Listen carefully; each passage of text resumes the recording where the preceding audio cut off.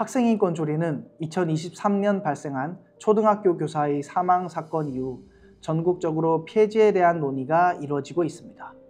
학생인권 조례가 이슈가 된 이유를 간단하게 말씀드리면 학생의 권리가 지나치게 강조되고 책임이 존재하지 않기 때문입니다. 작년과 재작년에 학생이 흉기로 난동을 부린 사건이 발생했는데 학생인권 조례가 시행 중인 인천과 경기도에서는 학생의 동의 없이 함부로 학생의 소지물을 미리 확인할 수 없었기에 이와 같은 사건을 막을 수 없었으나 학생인권 조례가 시행되지 않던 부산에서는 학생의 소지물을 미리 확인하여 흉기를 압수하고 사건을 예방할 수 있었습니다.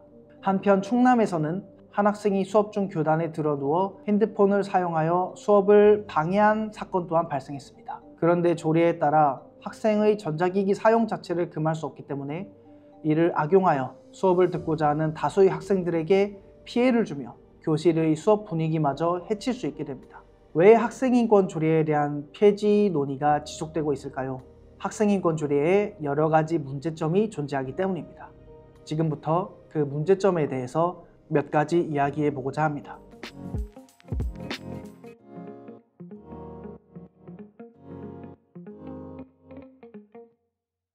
여러분, 학생인권 조례에 대해서 들어보신 적 있으신가요? 학생인권 조례는 현재 경기, 광주, 서울, 전북, 충남, 제주, 인천 7개의 지역에 제정되어 있는데요. 지금부터 학생인권 조례에 대해서 설명해 드리고자 합니다. 학생인권 조례는 지역마다 조금씩 내용이 다르지만 공통적으로 설명하는 부분들이 있습니다. 1조에 학생인권 조례는 학생의 인권을 보장함으로써 모든 학생의 자유롭고 행복한 삶을 이루어 나갈 수 있도록 하는 것을 목적으로 한다. 그리고 3조, 이 조례에서 규정하는 학생인권은 반드시 보장되어야 하는 기본적인 권리이며 교육과 학예를 비롯한 모든 학교 생활에서 최우선적으로 그리고 최대한 보장되어야 한다라고 나와 있으며 이 항이 학생의 인권은 이 조례에 열거되지 않았다는 이유로 경시되어서는 아니 된다고 되어 있습니다. 그렇다면 어떤 사항에 대해 학생이 권리를 보장받을 수 있도록 정해 놓았는지를 보겠습니다.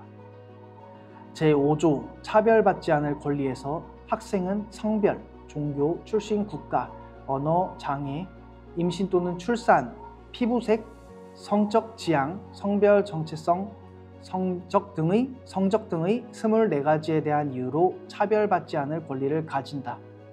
그리고 3항 학교의 설립자, 경영자, 학교의 장과 교직원, 그리고 학생은 1항에서 예시한 사유를 이유로 차별적 언사나 행동, 혐오적 표현 등을 통해 다른 사람의 인권을 침해하여서는 아니 된다고 나와 있습니다. 학생인권 조례가 이슈가 된 이유를 간단하게 말씀드리면 학생의 권리가 지나치게 강조되고 책임이 존재하지 않기 때문입니다. 그런데 이 사항들은 어디서 가져온 것일까요? 이 사항들은 차별금지 법안, 국가인권위원회법 2조 3항에 나와 있는 차별금지 사항들을 그대로 가져와서 학생인권 조례에도 적용하고 있음을 알 수 있습니다.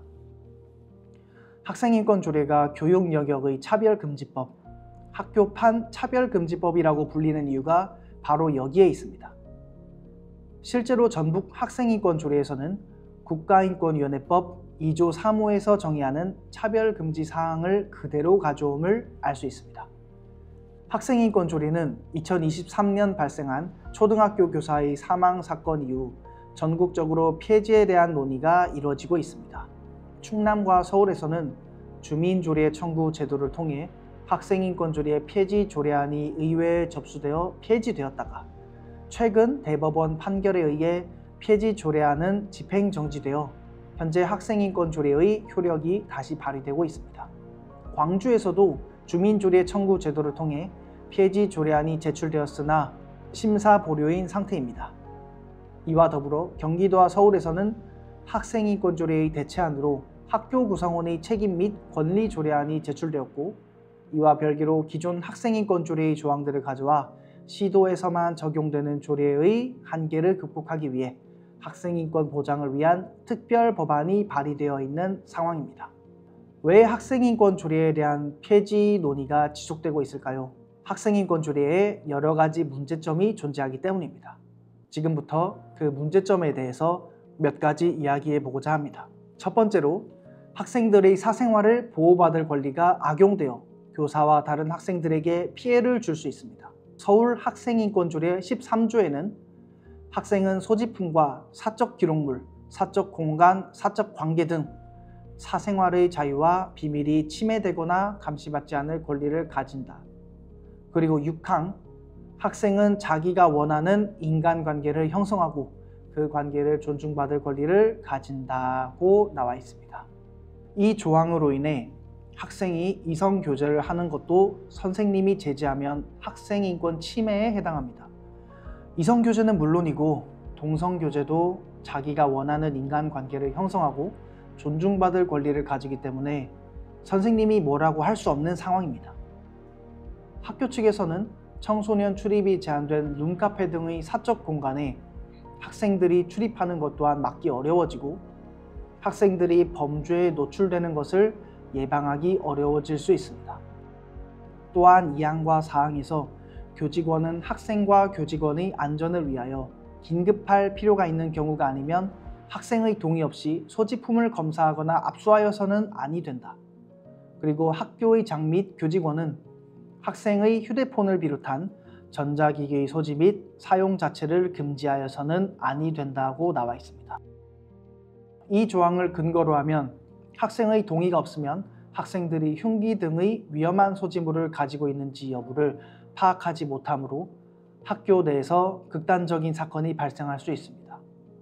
작년과 재작년에 학생이 흉기로 난동을 부린 사건이 발생했는데 학생인권 조례가 시행 중인 인천과 경기도에서는 학생의 동의 없이 함부로 학생의 소지물을 미리 확인할 수 없었기에 이와 같은 사건을 막을 수 없었으나 학생인권 조례가 시행되지 않던 부산에서는 학생의 소지물을 미리 확인하여 흉기를 압수하고 사건을 예방할 수 있었습니다.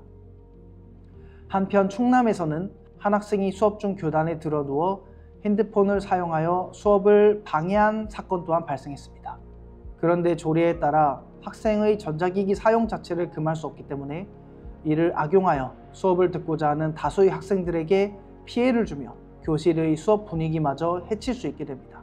이렇듯 학생의 사생활의 자유를 보장하고자 하는 권리가 악용되어 교사와 다른 학생들에게 심각한 피해를 입힐 수 있음을 보여주고 있습니다. 두 번째로 학생인권 조례 시행 이후 학생들의 기초학력 미달 비율이 증가하고 있습니다. 2011년부터 학생인권 조례가 제정된 이후 교육부에서 발표한 자료에 따르면 중학생과 고등학생의 기초학력 미달률이 증가하는 추세를 보이고 있음을 알 수 있습니다. 또한 교육부에서 2015년에 발표한 지역별 기초학력 미달 비율에 따르면 당시 학생인권 조례가 시행 중이던 서울, 전북, 경기, 광주, 충남의 5개 도시에서의 기초학력 미달 비율이 높은 것으로 집계되었습니다.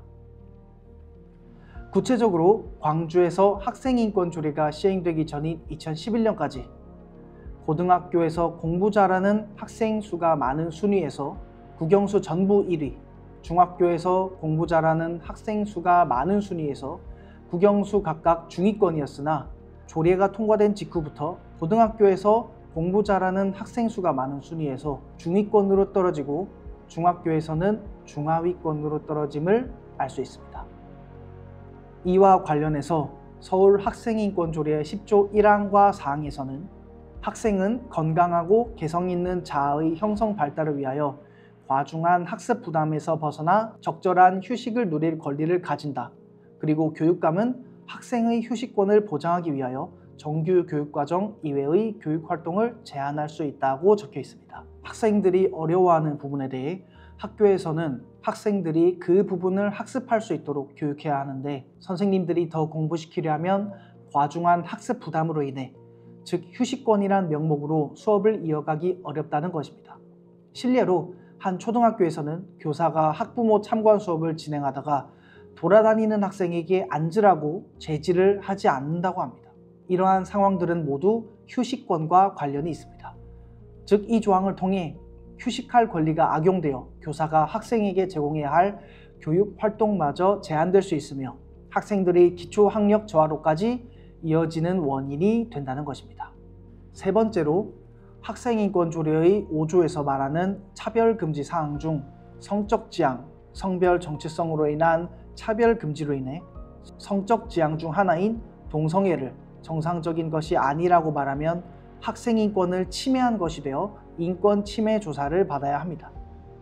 또한 학생인권 조례 21조 2항, 28조 1항에 성소수자 용어를 사용하는데 2조에 소수자의 정의가 없기 때문에 성소수자의 범위에 이성애, 동성애뿐만 아니라 양성애, 트랜스젠더 등 어느 범주까지 소수자를 정의해야 하는지 모호함으로 해석에 문제점이 있습니다.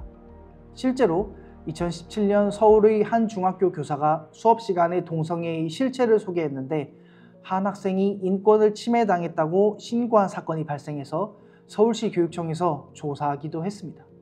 즉 차별금지 조항으로 인해 동성애에 대한 일방적인 옹호가 권리이며 이를 개인의 양심의 자유, 학문의 자유에 따라 근거를 가지고 비판하는 것, 그리고 동성애 성향의 학생에 대한 상담이나 치료 행위마저 차별로 간주될 수 있다는 위험성이 있습니다. 인간 행동에 대한 비판과 비난의 자유는 절대적으로 보장되어야 사람들의 특정 행위나 행동이 유해한 것인지 유익한 것인지를 올바르게 판단할 수 있음에도 이를 차별로 규정하게 된다는 것입니다. 이 외에도 29조 6항에 학생인권 교육을 의무화해서 동성애, 동성혼, 트랜스젠더리즘이 정상이라는 교육을 진행해야 하며 교사의 교권과 종교교육의 자유를 침해한다는 비판도 존재하는 등 학생인권 조례의 여러 위험성이 제시되어 왔습니다. 일각에서는 학생인권 조례의 폐지로 인해 학생인권이 후퇴한다고 주장하기도 합니다.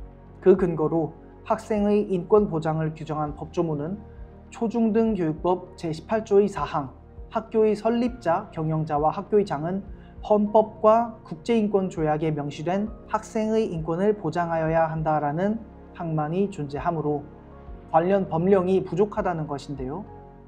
사실 학생인권 보호를 위한 여러 법령이 존재합니다.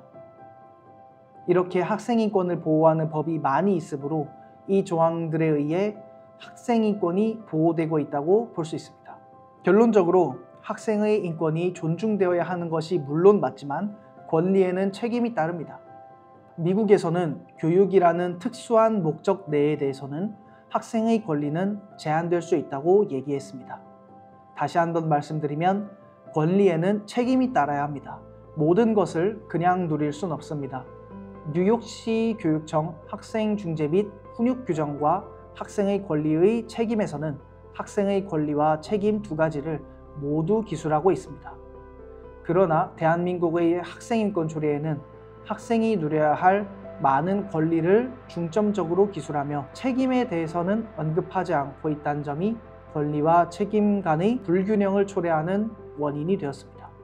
특정 정치 세력들이 의도적으로 만든 학생인권 조례, 인권이라는 이름 아래 학교와 교사들의 권위를 빼앗고 교실을 붕괴시켜 학생, 교사, 학부모의 교육 3주체에 대한 균형을 무너뜨려 학교의 정상화를 방해하는 학생인권 조례의 폐해 및 문제점에 대해 여러분도 생각해 보시고 폐지 흐름에 동참해 주시면 좋겠습니다. 지금까지 들어주셔서 감사합니다.